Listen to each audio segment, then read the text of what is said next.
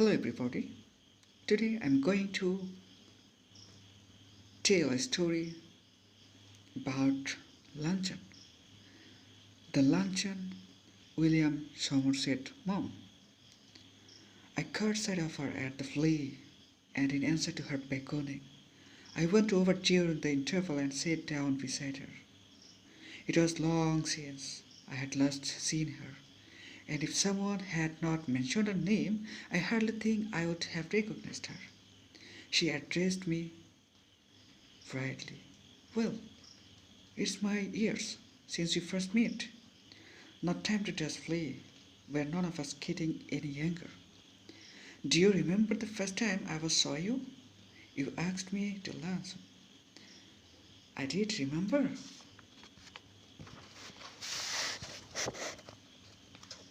It was 20 years ago, and I was living in Paris. I had a tiny apartment in the Latin Quarter overlooking a cemetery, and I was earning barely enough money to keep body and soul together. She had read a book of mine and had written to me about it. I answered, thanking her, and presently I received from her another letter, saying that she was passing through Paris and would like to have a chat with me. But her time was limited, and the only free moment she had was on the following Thursday. She was spending the morning at the Luxembourg, and would I give her a little luncheon at Ford's afterwards? Ford's is a restaurant at which the French senators eat, and it was so far beyond my means that I had never even thought of going there. But I was flattered, and I was too young to have learned to say no to a woman. I had 80 francs, so to last me the rest of the month, and a modest luncheon should not cost more than 15. If I cut off coffee for the next 2 weeks, I could manage well enough. I answered that I would meet my friends by correspondence at Poets on Thursday at 12:30. She was not so young as I expected, and his appearance imposing rather than attractive. She was in fact a woman of 40, and she gave me the rather impression of having more teeth, white and large, and even than were necessary for any practical purpose.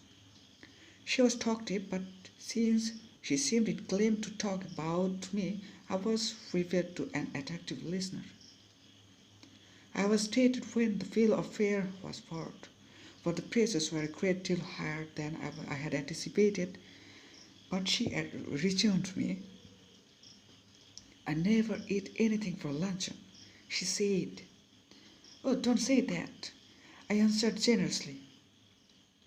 I never eat more than one thing. I think people eat too much nowadays. A little fish, perhaps. I wonder if they have any salmon. Well, it was early in the year for salmon, and it was not only the bill of fare. But I asked the writer if there was any. Yes, a beautiful salmon had just come in. It was the first they had had. I answered it from my guest.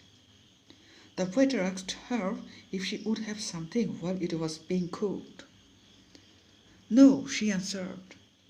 I never eat more than one thing unless you have a little caviar. I never mind caviar.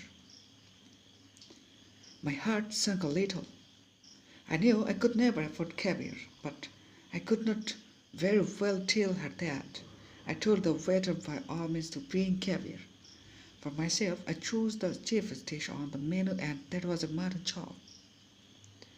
I think you were unwise to eat meat, she said. I don't know how you can expect to work after eating heavy things like chop. I don't believe in overloading my stomach. Then she came to the question of drink. I never drink anything for luncheon, she said. Neither do I answered promptly, except white wine. She froze it as though I had not spoken. These France's white wines are so light. They're wonderful for the occasions. What would you like? I asked, hospitable still, but not exactly effusive. She gave me a bright and amicable flush of her white teeth. My doctor would let me drink anything but champagne. I fancy I turned a table flea. I ordered half of a bottle. I mentioned casually that my doctor had absolutely forbidden me to drink champagne. What are you going to drink then? It's water. She ate the caviar and she ate the salmon. She talked gaily of art and literature and music, but I wonder what the bill would come to. When my mutton chop arrived, she took me quite seriously to task. I see that you were in a habit of eating a heavy luncheon. I'm sure it's a mistake. Why don't you follow my example and just eat one thing? I'm sure you'd feel ever so much better for it. I'm only going to eat one thing, she said. As the waiter came in with the bill of fare, she waved him aside with an aggressive gesture. No, no, I never eat anything for luncheon. Just a bit. I never want more than that, and I eat more as an excuse for conversation than anything else. I could not possibly eat anything more unless they had some of those gators first.